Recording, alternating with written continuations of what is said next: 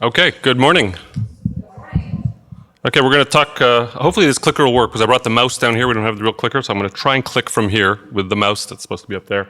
We're on part 3, or as I called it, part 3. You're supposed to laugh at that. That's my early morning French humor. What does that mean? 1, 2, 3, French.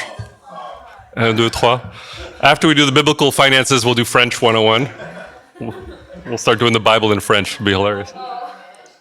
Okay, so you guys know who I am, but since we're recording this, people watch it, they know who I am. Parts 1 and 2 are available, so if you missed 1 or 2, go watch them. I know Andy's kind of part 2.5 is also posted, so feel free to go check those out. And I will send the slides out if anybody specifically wants the slides. Right now I'm just using the same deck. I can send them out to you guys. Disclaimer, you guys know this is for legal reasons. If I tell you something that doesn't happen, don't come and sue me. Okay, so the last 2 times we talked about income, which is kind of the basis of financials. If you don't have income, you don't have money to start unless you inherit a ton. So go get a job, and we'll talk about that actually in a moment.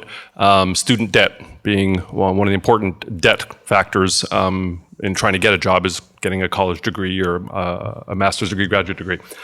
So income is important. So for those of you who've come to me and asked about how do I get a job, how do I update my resume, do I have a LinkedIn profile, all those things, please keep sending me stuff, and I'll be more than happy to edit and critique and help you guys even with mock interviews or whatever it is. Or if you want to talk career paths, what should I go do, more than happy to have those conversations.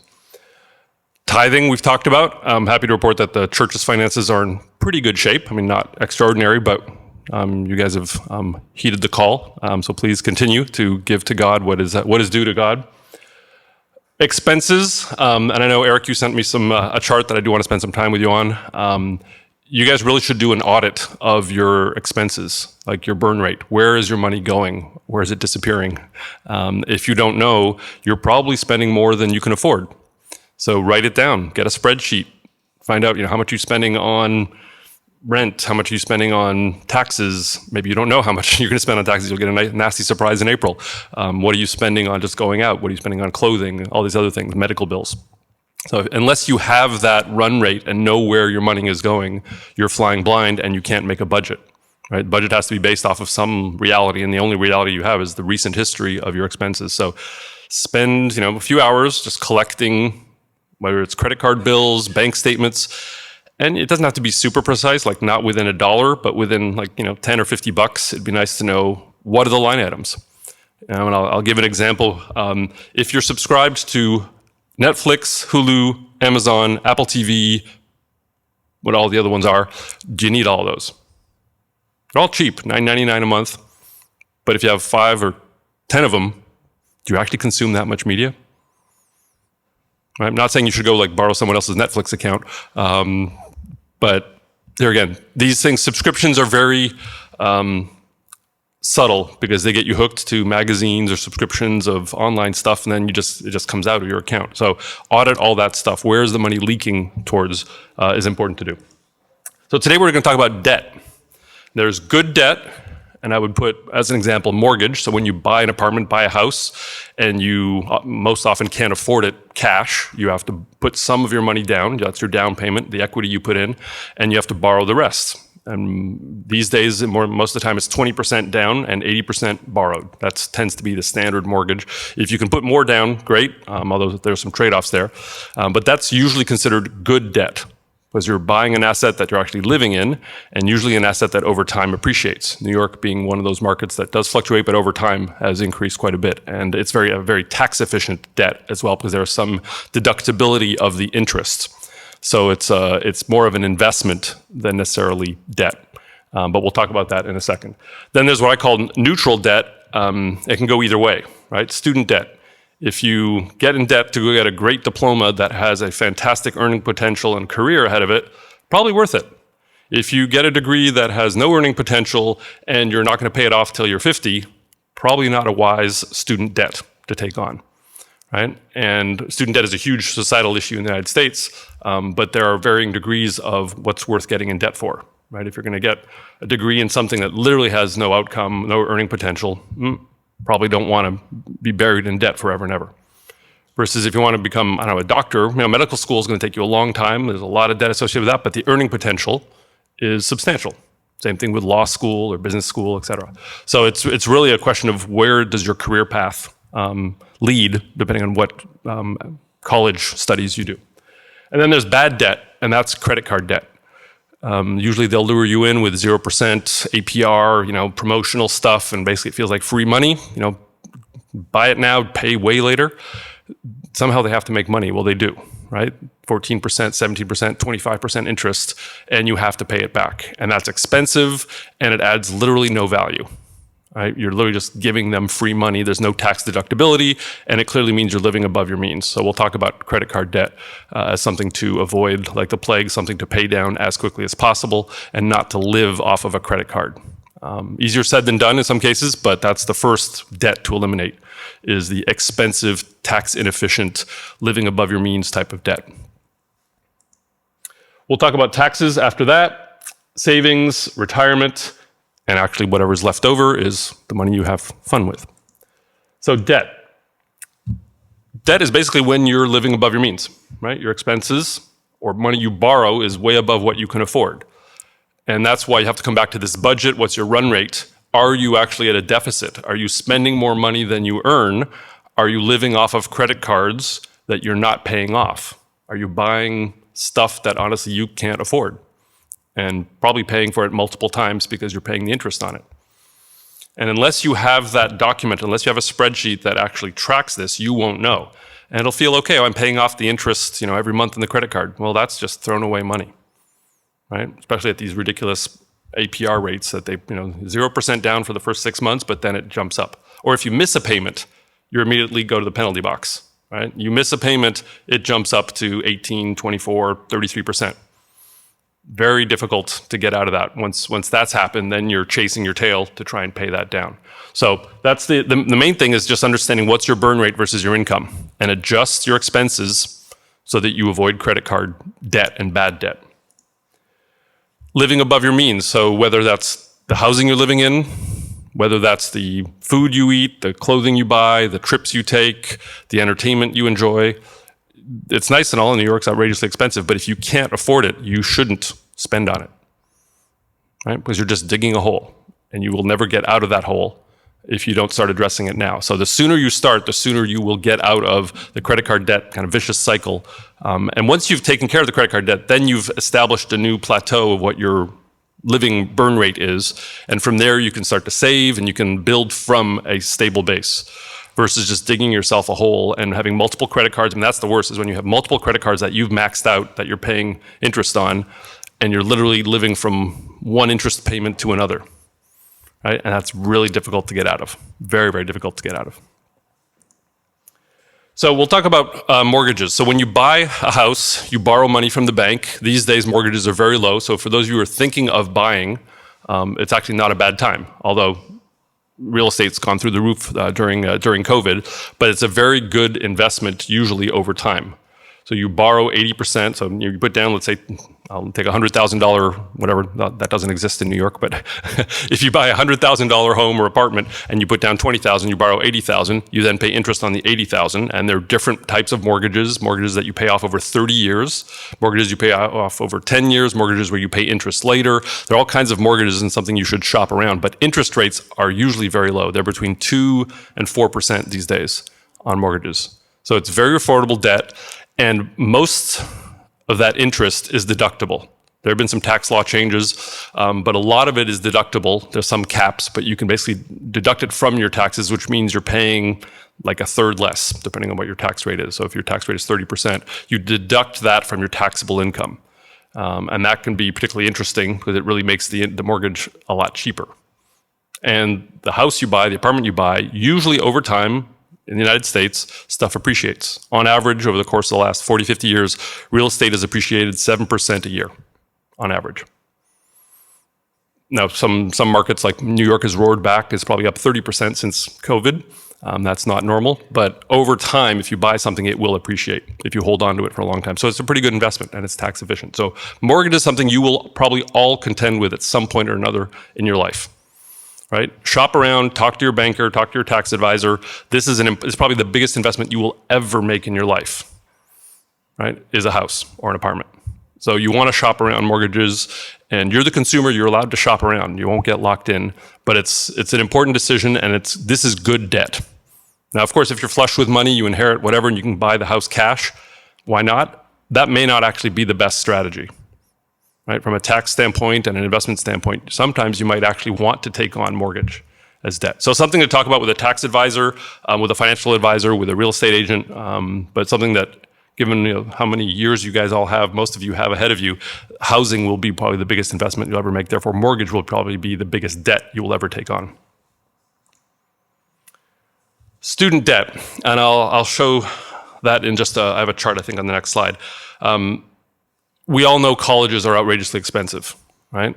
And I think the projection, I think I have it in a couple slides, the projection is that colleges today are about $70,000, $75,000 a year for a 4-year private college, and around, I don't know if it's $20,000 to $25,000 a year for state colleges. And that will continue to outpace inflation. So by the time all of you either have kids that they go to college in, let's say, 18, 20 years, or some of you are about to go to college, it costs quite a bit of money. It's a big investment. And if you choose the right diploma, choose the right career path, the right skills that you're going to acquire, that's actually good debt, right? But something you want to work towards paying off. You don't want to have student debt lingering until you're 40, right? Now, if you choose a degree that leads to nothing, career-wise, it was interesting and all, but doesn't have much earning potential, you're then stuck with a lot of debt. And they aren't interest-free. I mean, you're going to pay this off for years and years to come. And that's not good debt, right? So it's considered an investment, but something you really have to think of what's the return on that investment, and the investment is your college degree is where the debt really, the ROI on that is important. Yeah, Eric? I've seen, so there's we'll talk about some alternatives to debt, because if you're really, really smart, they just give you money for free, right? That's what you really want, is therefore work hard in high school, right? Get the free money. Student debt, I've seen 2 to 5%. Some of it is tax deductible, not so much for you, but for your parents, right? Usually the parents are the ones footing the bill for college. They can sometimes deduct some of the student debt interest, right? And then eventually you're going to take it on once you leave the household, tax-wise, you'll pick it up. So they're reasonable, and a lot of them are government, so subsidized. But still, think of it: if you borrow $40,000 times 4 years of college, because it's at least that, then you're in debt for $160,000 the day you graduate. And if you're making, I don't know, good job out of college, you're making $100,000 here in New York, after tax, how do you pay off $160,000? It's going to take you 10 years, at least. And tightening your belt. You're not going to be able to live high on the hog for a while, right? And then I said bad debt, right? That's credit cards. So go back to this spreadsheet where I said track everything. If you have credit card debt, get rid of it. That should be your number one priority. Other than getting a job, which is the only way to actually pay off the credit card debt, is pay it off. That should be the highest priority, is to get rid of that bad debt, get rid of the high interest rate, and sacrifice for that. Just get that done with, and have a plan. If you owe, I don't know, $10,000 on the credit card and at some outrageous 24% interest, start paying it down systematically every month. Just have a plan, get it done, right? Or find some other source of lower cost interest, whether it's the parents loaning you money, et cetera. Get rid of that credit card debt, because that is just burning a hole in your pocket and not producing any value add whatsoever. So you need to get out of that. And in general, debts are not things you want to hold on to for your entire life, right? There's good debt, but eventually you want to pay off your mortgage, right? So cleaning out kind of all the money you owe to various people, and that's true with friends. So if you owe money to friends, pay them back. If you agreed to an interest on that, pay them back with interest in a timely fashion. You will lose friendships over this. So don't lose friends because of money. So pay back friends when you owe something, do it promptly, or acknowledge the fact that, hey, I'm going to be a little late, I can't pay you, but I know I owe it to you, but get rid of that friend debt, because you will lose friendships because of it. Banks, they're not going to be as nice. They will come and repossess the house. They will come and take your paycheck out of your bank account. They will put a freeze on your credit card abilities. Banks are, that's their job, is to get the money. So no matter what, they will get it. and they'll push you all the way to bankruptcy if they need to. So don't tick off the banks. If you owe them money, you can always negotiate, but at some point you have to pay them, right? And then schools. It's unless some of the legislation that's being proposed is to forgive student debt, that's unlikely to happen to the vast majority of people. So you're going to have to pay back to school at some point, right? They're not going to say, "Oh, you were a good student. We'll just let you get away with it. You had A's. You're good." No, they're going to want their money back, right? So paying off debt, paying off bad debt, and paying off debt over time, and keeping friendships, keeping the banks off your back, and paying back the school that you owe money to. Those are all things that you need to consider and prioritize. So there are different types of student debt. This one here, you can basically donate your kidneys if you want. This is a Babylon Bee, which I thought was very funny. That's not the way to go to college, donating your non-vital organs. If you're smart and have worked hard in high school, you will get scholarships. That should be a huge incentive to ace high school, because colleges want smart kids, and there are all kinds of scholarships and grants and generous people who have left endowments to schools, and they want to help people who are smart go to college, and they don't want the financial thing to be in the way. So work hard in high school, get those great grades, get advanced placement exams, ACT, all this stuff, nail that stuff, because you will get scholarships. You can choose one college over another because of the scholarships. You might get a free ride for a 4-year college. Even places like Stanford out in the West Coast, the Stanford family that founded the university said that if your household income was less than $50,000 for the entire household, you had a 4-year free ride if your grades were good enough. 4-year free ride at Stanford, one of the best universities in the world, if you have good grades and you just can't afford it. And if you have under 100,000 of household income, you get 50% off for 4 years. Yep, Nichelle? Yep. Yeah, all these schools that have billions in endowment, they have these programs because they want smart people to go to college, and they don't want money to get in the way. So you will get a free ride if you're really smart. So be really smart. Work hard in high school. It pays off. People will literally throw free money at you that you don't even have to pay taxes on, and you will go get a 4-year free ride or a 2-year free ride or a 30% off or whatever it is. Start with scholarships because it's free money that they give to smart people. So invest in yourself by being smart in high school. Financial aid. So the universities they want to accept smart people, and then they will do a means test after they've accepted you. So you get accepted to some good school, and then they'll say, well, can you afford it? And you'll say, well, no, here's kind of the household income. I can't afford it. They will offer financial aid packages, which are usually pretty good packages, right? Pretty low interest rate, and they will basically bridge the gap between what you can afford, what your parents can afford, and what you need to pay to go to school. And so that's the second best thing, other than free money, is when they give you very interesting financial aid. And so you shouldn't be scared to apply to really good schools if you're smart, have the grades, have the kind of the character to go to some of these really good universities, because they will help you financially. Their incentive is they have all kinds of money and endowment, that's in the background to get smart kids through their schools. So they will throw financial aid at you, and something you will want to pay off over time, but that's probably the best deal you'll find. What they'll also usually require, but something I would recommend, is that you work in parallel with your studies. To work on campus, you can work at the library, you can work in the food services, you can do tutoring. They're all on just other stuff in whatever town the college happens to be in. You can get a job and work part-time, probably not full-time, but you can certainly work part-time while you study. That can be your pocket money, your fund money, but that can also be to pay down some of the financial aid. In some cases, schools will require you to do that. They'll say, we'll give you financial aid, but you have to work on campus. And it could be an administrative job, it can be a residential advisor, so you kind of run a dorm, and that can be ways for you to either reduce your tuition or get income.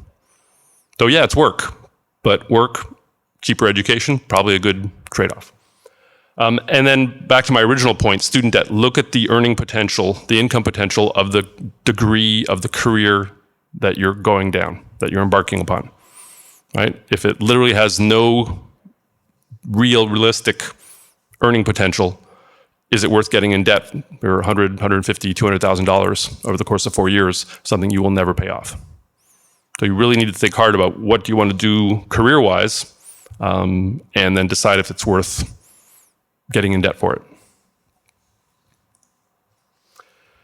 This might be a little hard to read there, but this, I thought was, this chart just came out a few days ago. It's a NYU Stern business school professor.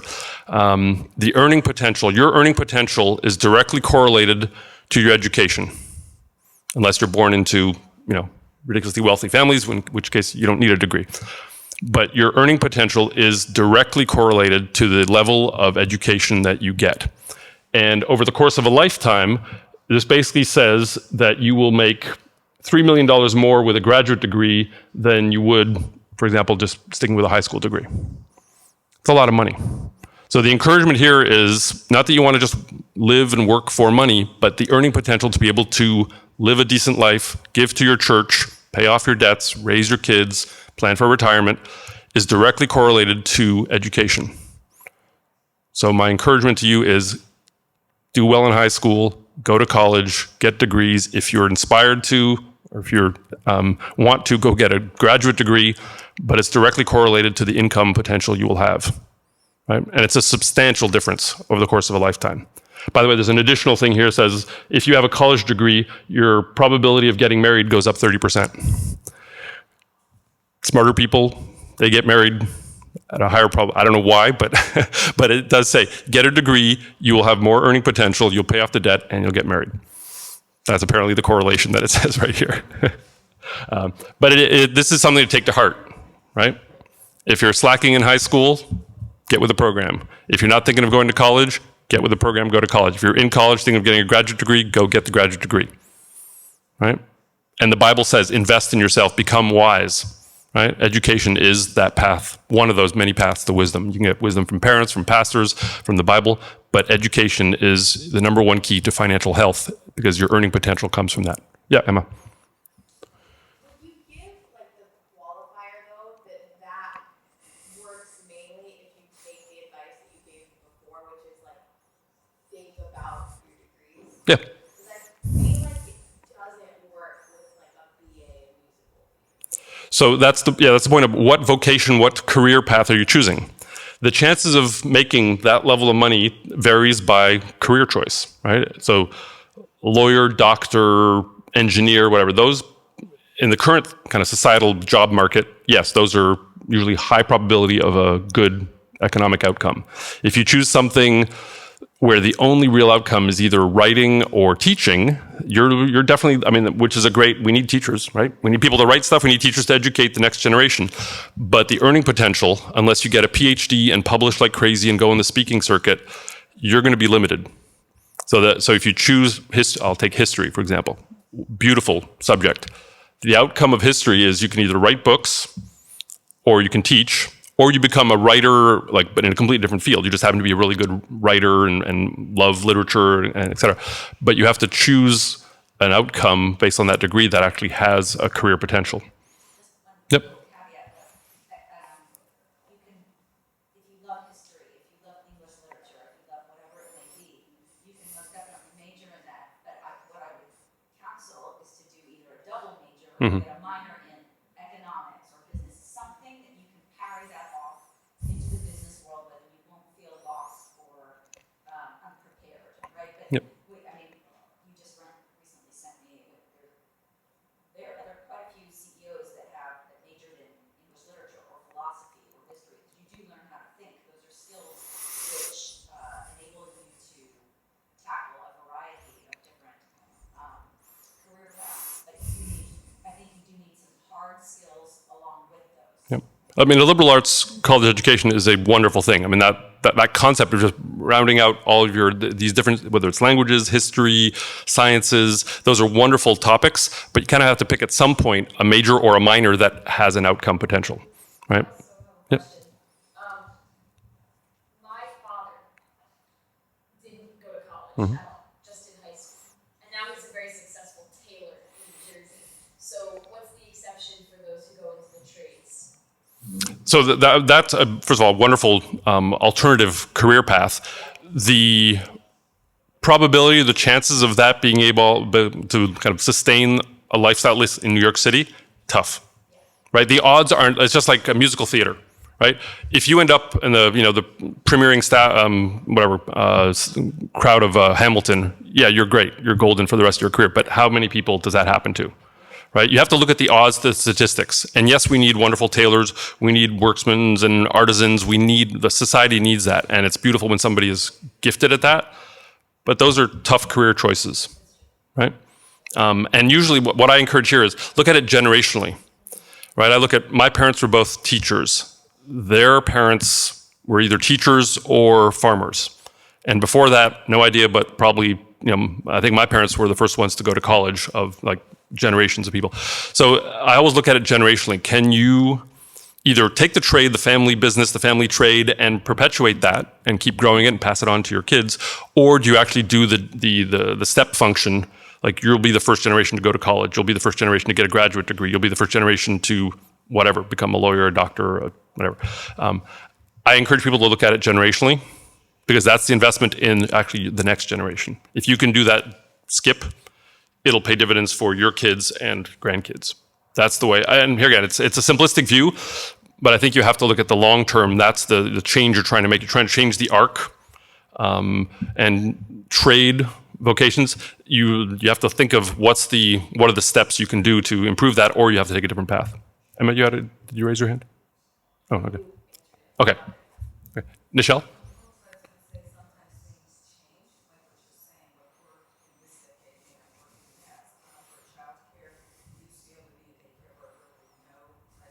Mm-hmm.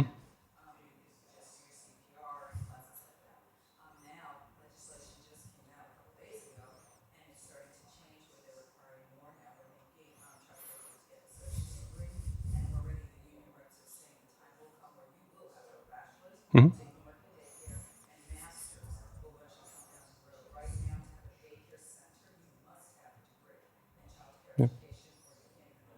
And that's, first of all, it's not surprising. I think it's a good thing, but it's not an arms race. But I think every career path, just assume other people are going to get higher and higher degrees, and you're going to be competing with them.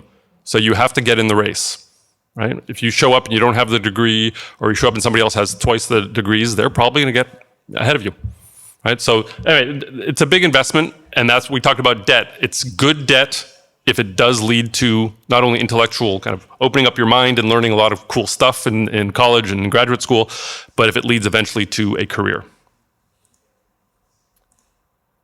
So to summarize on debt, you want to make sure that you have a plan to pay it off, right? That should be your highest priority, particularly the inefficient, bad debt, high interest rate, credit card stuff. Curb your expenses, but pay it off. If you have credit card debt, I encourage you this afternoon to go look at it and say, how quickly can I pay that off? And never get into that credit card debt ever again. Right? The allure of this buy now, pay later stuff that's going crazy on everything from Amazon to wherever, don't fall into that trap. That's credit card debt. That's what it is. And they're going to charge you more for whatever. You're going to pay for those Nike shoes or whatever it is 3 times the price over time. So pay off the tax inefficient and expensive debt. And if you don't know what the tax inefficient debt means, come and talk to me. Mortgages are tax efficient because you can deduct it. Credit card is not. And make a plan. Start paying it off every month. Commit to, I'm going to pay off an extra $100, $200, $50, whatever it is, but I'm going to pay it down and get rid of it. Sacrifice in the short term to get rid of that because it's costing you way more than what the initial credit card purchase was.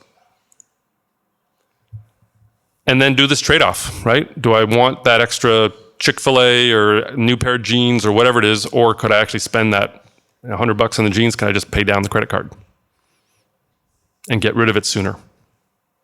And trust me, the day you pay off that credit card, you will burn the credit card statement, and it'll actually feel really, really good because that's no longer something looming over your head. And the good news is we live in a pretty competitive society, therefore you can shop around. So whether it's your mortgage, shop around multiple banks. Just because you're with a certain bank today doesn't mean you have to get your mortgage with them. You can actually go to another bank and say, hey, I'll move my accounts to whoever, Citibank instead of Chase, if you give me a better mortgage. They want that. They actually want you to become a lifelong customer of theirs because they know that you and then your spouse and then your kids will potentially become lifelong customers of that bank. Most people don't change banks. They usually inherit the bank that their parents went to. right? But banks want to steal you away. They want to acquire new customers. And when you have a need for mortgage, for example, which is a big financial product, banks are going to get pretty aggressive. So shop around, right? And don't shop around with the credit cards. I mean, if you have a 24.99% APR, yes, get off of that one quickly and refinance it with like a 0% promotion, but pay it down, right? Don't just hop from one card to the next, right? Find ways to get out of the expensive debt and use the competitive tension in the financial market, in the banking market, to get a better deal. You're the consumer. You have the power to actually do that, so don't hesitate, right? That's what mortgage brokers will do. They'll go shop around mortgages for you and present 2 or 3 different mortgages, and you get to pick. Okay, so that's debt. Any questions on debt? Okay. Let's move to taxes and how to legally minimize. So you're going to owe taxes. It's, part of the society, but it's also biblical, right? You pay taxes. Now, at the time, I believe we were talking about this. I think the taxes in the Roman Empire were like 2 or 3%, or definitely less than 5%. Here in Manhattan, taxes are the highest in the country now. I think the state plus municipal, et cetera, is like 14 point something, so we're even higher than California. And then you add federal, which are about to go up. You're over 50% in the highest kind of marginal tax rate, which is insane. But yes, so you can choose to live in a different state, but you will not be able to avoid taxes altogether. Even if you move to Florida or New Hampshire, where there's no state, or Texas, there's no state income tax, you're still going to pay federal. And you're still going to pay Social Security and a whole bunch of other taxes that are in there, right? So you can't totally escape taxes unless you move somewhere and give up your U.S. citizenship. As U.S. citizens, you are taxed on your global income. It's one of the downsides of American citizenship. Most other citizenships only tax you on income if you live in the country. So I'm French. Also, I don't pay French taxes, even though I have a French passport, because I don't live in France and don't have French income that's taxable. I lived in France, and the U.S. taxed me on my French income. The United States is, I think, one of the only countries that does that, global income tax. But American citizenship is so valuable that they can get away with it. But that's been that way for a long time. But anyway, unless you rescind your U.S. citizenship, you're going to be paying taxes. So you can't opt out. So the first thing is, don't forget to pay your taxes, because they will come after you. The IRS tracks you down. So don't miss the deadlines. Make sure you know April 15th or whatever, if that's a Sunday, it's usually they'll give you till the Monday. But make sure you don't miss those deadlines for when you have to pay your taxes. If you need to, file an extension, which pushes it out to October. But make sure you're working with a tax professional who gets your taxes done on time. You know how much you owe or how much you might get back. But don't miss the deadlines, because then you pay penalties. And that's just giving more money to Uncle Sam that Uncle Sam doesn't really need and you probably could use. Realize there are lots of layers of taxes. There's federal tax, so that's the U.S., nationwide tax. There's state tax, New York State. Then there's local municipal taxes like Manhattan or New York City. And then there's sales tax. I mean, you're going to find taxes everywhere, right? And it's pernicious because it kind of slides into everything you do, but there's taxes on just about everything. And the goal is to try and minimize that, right? Other things you'll see in your paycheck. When you start getting a paycheck, you'll see things like, a whole bunch of acronyms. You'll see Social Security. That's a mandatory tax that we all pay. We contribute into the Social Security bucket. Eventually you'll get some of that back. Don't count on it, or don't count on living off of it, but eventually you'll get some of it back. Or, like 40 years from now, if you retire in 40 years. You're going to pay into Medicare. So that's, here again, another kind of social safety net program that is mandatory. You can't opt out of Medicare. State disability. You're going to pay for disability insurance. Even though you may never yourself be disabled, you're paying for other people who are. And it's an insurance, right? So if you break a leg and can't go to work or end up paralyzed in a wheelchair, that will kick in and will supplement some of your income. But it's insurance you're paying. Unemployment insurance, that's another one. So if you're unemployed, part of the unemployment benefits will come out of that pool that everyone's contributing into. Particularly during COVID, a lot of that came in handy. It doesn't pay your full salary. It's not even minimum wage, but that's another tax. And you just look at your paycheck, you will see probably 10 line items that just disappear. And there's not much you can do about it. So you have to budget that in, right? And the more money you make, the more taxes you pay. Some of these things get capped at a certain point, but overall, the more money you make, the more it's going to disappear. and unfortunately, it's kind of a rat race. You have to keep earning more to keep increasing your potential to live off of it. But you're going to pay more taxes, and the trend has been for higher and higher taxes. Certainly, in the Western Hemisphere, taxes continuously go up. Occasionally, you get a new administration that drops them, but usually within the next administration round, they go back up, which is happening right now. So you are legally allowed to minimize your taxes. You won't go to jail if you legally minimize your taxes. So get a tax advisor. There's actually a Supreme Court ruling that says it is perfectly legal to pay an advisor to tell you how to avoid taxes. The tax code is this ridiculously thick document, very complicated, and accumulated over time with more and more layers. But there are loopholes, there are ways to deduct things, ways to avoid taxes. Use that to your advantage, right? So tithing, we talked about, tithing is tax deductible, right? Other things you can do to minimize your taxes, you should use the full extent of the tax code to your advantage. So get a tax advisor.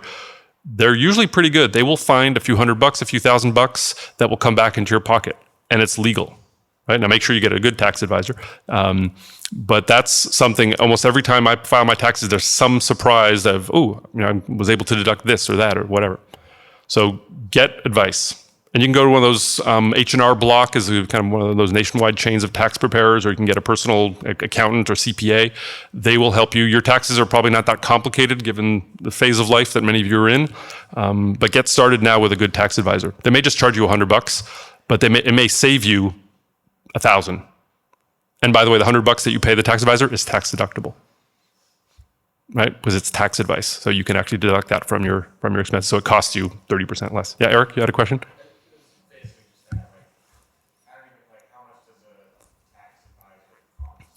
If your taxes are simple, you could almost do them yourself with TurboTax. So buy a piece of software, and they're pretty good. I've done it quite a bit with that. Our taxes have become more complicated just because of the phase of life we're in, and the fact that we lived in France, lived in the U.S. So that's usually when you get a tax advisor, and it can cost you, on the high end, it might be $10,000, but you're going to save like $50,000 in taxes, and it's tax deductible. For most of you, it might cost you $100, $150, if that, $75, or buy TurboTax, and even TurboTax sometimes is free online. They get all your personal information, so they're going to market to you afterwards. So you're giving away some value, but that's the alternative. Is if you're early in life and you just have a little bit of income and some expenses and some tithing, you can probably do it on TurboTax. And I would encourage you to do at least once, do your own taxes, just to get through don't just completely outsource it. Do it once yourself to understand how it works, and to see, they'll pop up different screens and it'll say, well, did you have this kind of expense, or did you do this? And you'll be like, oh, I didn't know that was deductible, right? And you'll start to think through how does the tax code work. So I would encourage you to do TurboTax or the equivalent at least once, just to go through the motions. It's interesting, and it does educate you on how taxes work. One of the screens will be gambling losses. So if you go to Las Vegas and you lose a ton of money at the craps table, there's actually tax laws on this. Not that I'm encouraging you to go to Vegas and lose money, but if you do, there are tax laws around how much can you write off, right? Same thing with stocks. How much can you write off of a stock sale loss versus gains, et cetera. And you'll learn that through going through some of these programs. Whatever you can pay or save pre-tax is a key to saving a ton of money and avoiding tax. And we'll talk about that with retirement, so putting money in an IRA or a 401k, paying things like medical expenses pre-tax. So I'll try to explain the pre-tax. Let's say you get $100. If you pay medical expense of $5 out of the 100, it costs you the 5. If you pay taxes on the 100, right? Let's say you pay 30% tax, you have 70, and you still have to pay 5 for medical, you're paying 5 out of 70, which is a much higher percentage than 5 out of 100, right? So the pre-tax versus post-tax dollars have a very different value. Pre-tax dollars are bigger dollars, right? To the tune of maybe 30% if your tax rate, state, local, federal, et cetera, is 30%. So paying for medical expenses, pre-tax, retirement, pre-tax, tithing, pre-tax. All of those things actually give you a 30% boost, potentially, on your dollar. Pardon me? That's after tax, but the gains are tax-free. That's different. But this is the anything you can do to pay before you pay Uncle Sam is a very good thing, right? I get musical accompaniment during my financial talk. The other opportunity you have also is, and that's to Jennifer's point, tax deferred interest accrual. So things you can invest in and not pay taxes on until you pull it out, right? So IRAs, 401ks, 529 education plans, you either will pay taxes later or not pay taxes at all. And that's a huge advantage, right? Just pushing out the taxes. Eventually you might have to pay them, but you may pay them a day when your personal tax rate is actually lower. Let's say you retired, you have no more income, your tax rate actually goes down. And if you get money from your IRA, you may actually pay a much lower tax rate. So it's better to pay then, 40 years from now, than paying now. In some cases, it's the other way around. Many of you have a very low tax rate. So you're probably better off with what's called the Roth IRA or a Roth 401k, which is you pay the taxes first. I see some people heard the word Roth. You pay the taxes now because your tax rate is 20% or 25%, rather than paying it 40 years from now when hopefully your earnings are high enough that you're paying 45% tax, but you've paid the taxes now.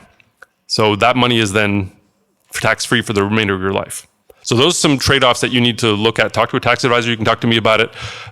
For many of you, your early career, first job, low tax rates, you're maybe better off paying the taxes now and then just ride that for the next 40, 50 years. If you're already at a high tax bracket now, you're probably better off pushing it out, hoping that you'll drop in tax rates when you retire because you won't have income. Bottom line is get advice. Taxes are not easy.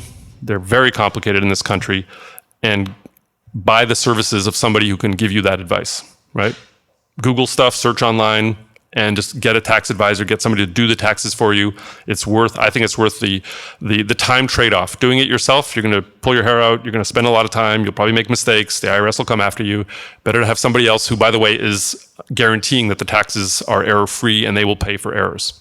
That's also the other thing, is you get them certified by somebody else and they will cover you. They have insurance for that kind of stuff, errors and omission insurance. That's taxes, and I guess we're gonna wrap up. Next week we will do savings, retirement, and hopefully get around to fun. Any questions on debt and taxes? Yes, Nichelle.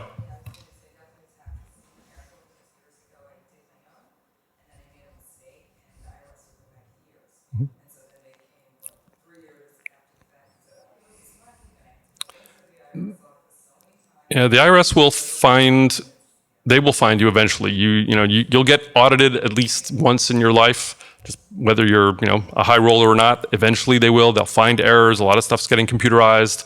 A lot of the documents that you provide, they already have. They already have your paychecks. They already have your W-2. They have your bank statements. They know all this stuff. Therefore, if you try and cheat, they're going to catch you. If you make a mistake, they will catch you.